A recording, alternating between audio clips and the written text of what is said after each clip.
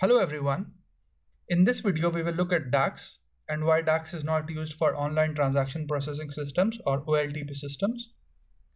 So an OLTP system is basically it stores current or real-time data.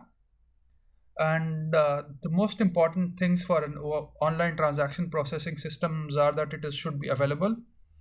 It should be really fast to insert, update, and delete data.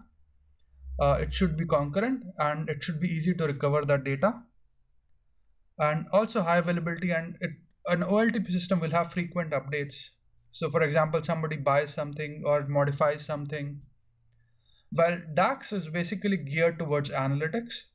So the purpose of DAX is faster data aggregation, faster filtering, and it is geared towards databases where we have heavy reads and updates.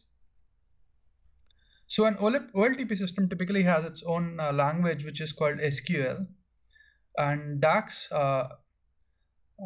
is something which we have on columnar databases. So OLTP would typically be a relational database, a row by row, while a DAX would basically be on columnar databases. Let's just go on to the next slide here. And you can see a typical OLTP schema would be like a normalized structure, while an OLAP where DAX works is a star schema. So a typical OLTP will have fewer indexes because you want to insert, update, and delete really fast, and indexes could be a hindrance in that. It has a lot of joins. The data is highly normalized, and there's not too much derived data and aggregates. Now, an OLAP system where DAX does really well has many indexes. It has some joins, and as you can see, it has fewer joins. It has fairly denormalized data.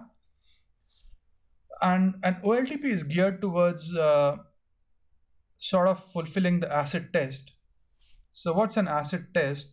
I've got this thing open here. So it's atomicity, consistency, isolation, and durability. So these are transaction characteristics. I will leave a link to this in the video notes, and you can go and read up more.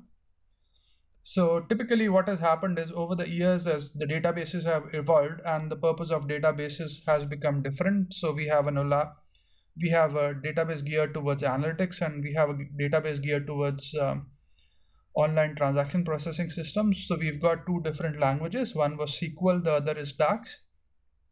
So the purpose of this video was just to give you a bit of background on why DAX, how DAX has evolved and why it is not suitable for OLTP systems.